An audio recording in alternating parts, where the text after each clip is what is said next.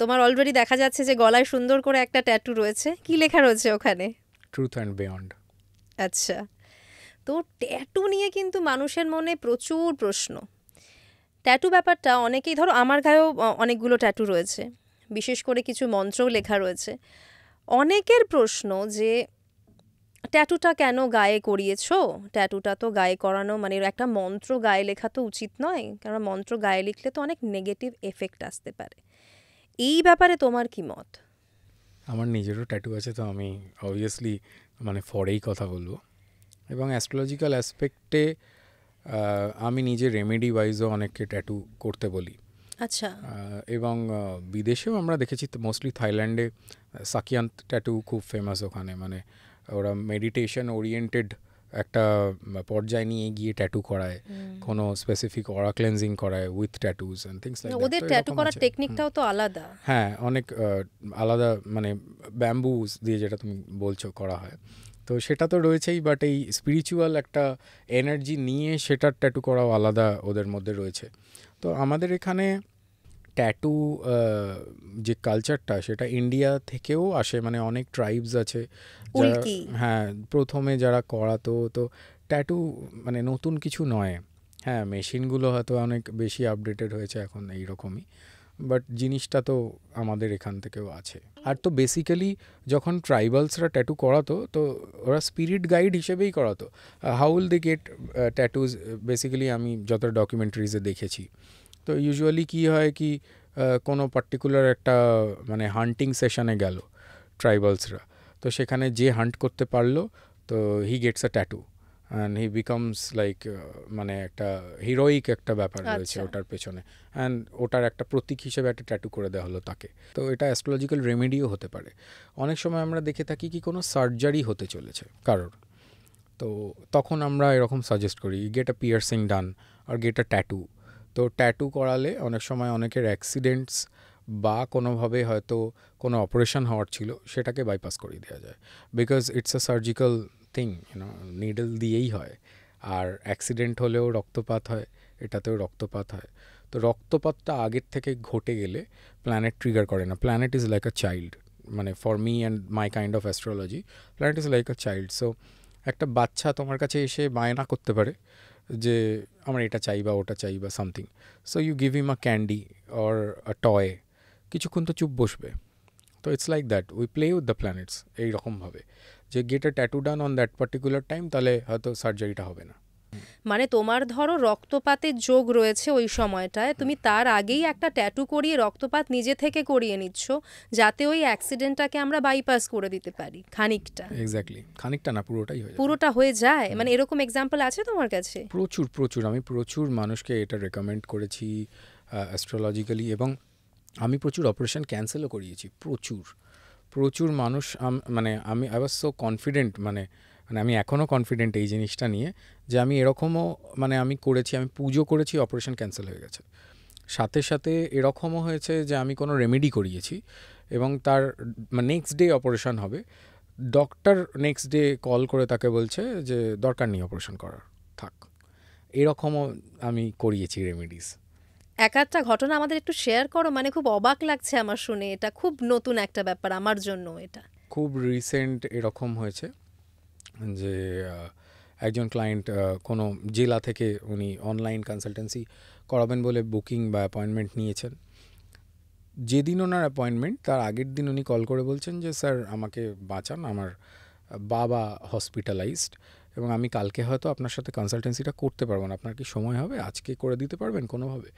এবং আমি এই সিচুয়েশানগুলো মানে আমার পুরো মানে আমি খুব প্রায়োরিটাইজ করতে ভালোবাসি অ্যাজ অ্যান অ্যাস্ট্রোলজার। আমার মানে এই জিনিসটা সবসময় মানে খুব আমি খেয়াল রাখি যে মানুষকে কতটা আমি হেল্প করতে পারছি সেই সিচুয়েশানে। তখন এমার্জেন্সি সিচুয়েশানেই আসাটা স্বাভাবিক।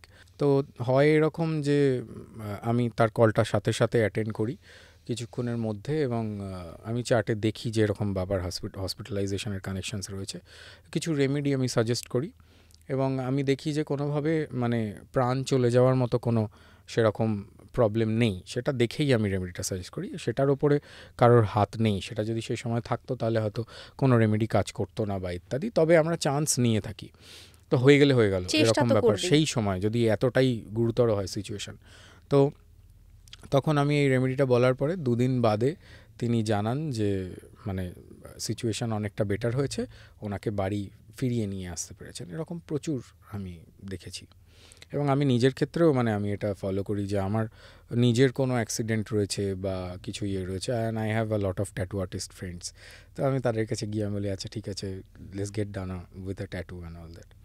এইগুলো করতেই থাকি।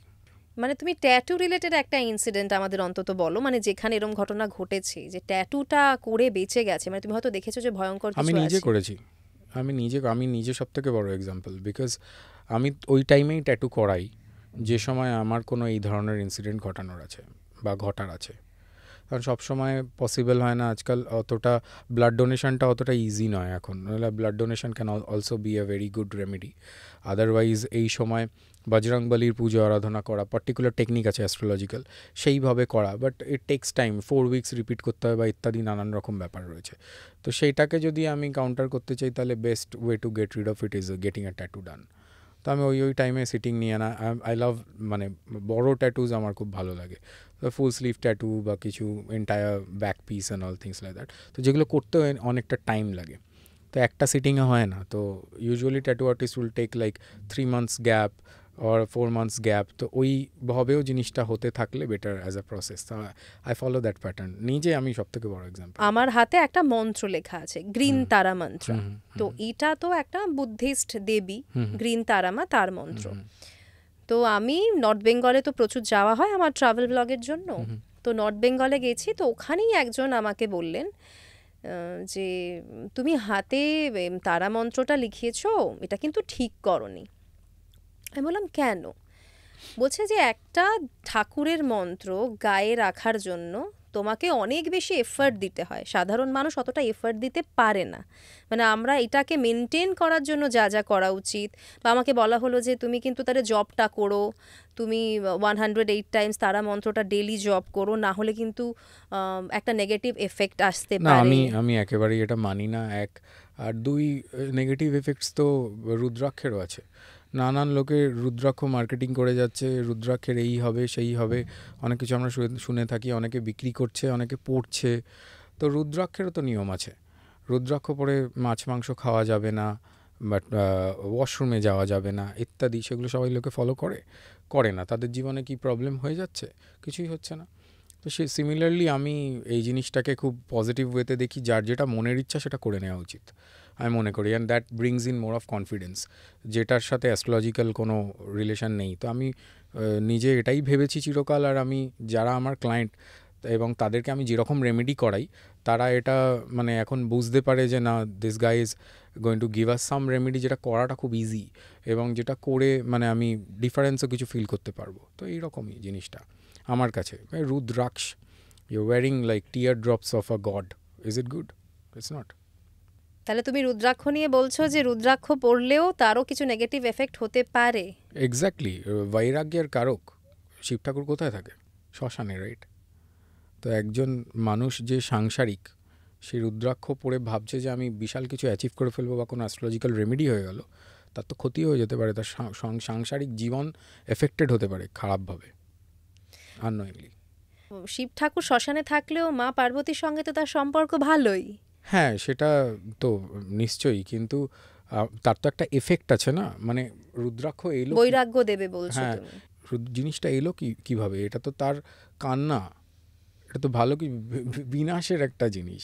এটা হচ্ছে যারা হায়ার স্পিরিচুয়াল লেভেলে যেতে চাইছে, এটা আমার পার্সোনাল ওপিনিয়ন, যদিও মানে আমি জানি না, নানান লোকে নানান তাদের লজিক দেবেন। একদম। তো সেখানে আমার লজিক হচ্ছে বেসিক জিনিসটা হচ্ছে এটা দুঃখের কারক, এত খুশি করে আসেনি জিনিসটা। পাওয়ারফুল হতেই পারে বিকজ ইটস অ্যান অংশ অফ আ দেব, ঠিক আছে, ঈশ্বর, তো সেখানে হতেই পারে, বাট তা বলে আমি পড়ে নেব আর আমি ভাববো কি বিশাল তার কিছু মানে হয়ে তুমি যাবে। বলছো যে পুজোর রুদ্রাক্ষটা সময় পড়া উচিত, সবার জন্য সব সময় পড়ার জন্য না, নয়। সব সময় পড়ার জন্য নয়। আমি তো প্রচুর আমার এরকম মানে খুব হাই প্রোফাইল ক্লায়েন্টদেরকে আমি খুলিয়ে দিয়েছি, তারা সোনায় বাঁধানো রুদ্রাক্ষ এখন শুধু পুজোর টাইমে পড়েন আমার কথা শুনে, life has changed for them. কিছু প্রবলেম সেটা থেকেও আসতে পারে, বিকজ ওই রুলস অ্যান্ড রেগুলেশনটা ফলো করার মতো প্যাটার্নেই আমরা নেই। হ্যাঁ, আমি ওই লেভেলের রেসপেক্টটা দিতে পারছি না যতটা দেওয়ার কথা। সিমিলারলি আমি প্রচুর পডকাস্টে, আমি ন্যাশনাল লেভেল পডকাস্টে আমি এরকম দেখছি যেগুলো হিন্দি ল্যাঙ্গুয়েজে হচ্ছে, তারা বলছে যে রোজ সকালে ঘুম থেকে টাইমে ওঠো, ব্রহ্ম মুহূর্তে ওঠো, ইত্যাদি নানান প্রচুর তো এখন এসব চলছে। তো এগুলো বাদে আমি মডার্ন ডে লাইফে এরকমও তো হতে পারে কি কারোর কাজটাই হচ্ছে নাইট শিফটে, সে কি করবে? তো তার কি তাহলে জীবন খারাপ হয়ে গেল? সে কি তাহলে সাকসেসের মুখ জীবনে দেখতে পাবে না? বা এরকমও তো লোক আছে যাদের স্যালারি হয়তো অনেক বেশি নর্মালের থেকে, কিন্তু তারা নাইট শিফটে কাজ করে, হচ্ছে না, তো তাদের লাইফে সাকসেস আসছে না, কিভাবে আসছে? তো we will have to change the, মানে একটু সায়েন্টিফিক্যালিও ভাবতে হবে, তাই তো? ভাবতে হবে। মুন স্যাটার্ন যাদের রিলেটেড, তাদের রাতে কাজ করা বেটার হবে, তারা দিনে কাজ করে সাকসেস পাবে না। এরকমও প্রেডিকশনসও হতে পারে, এটা রেমেডিও হতে পারে তার জন্য। প্ল্যানেটারি কানেকশনস সব কিছুই বুঝিয়ে দেয়।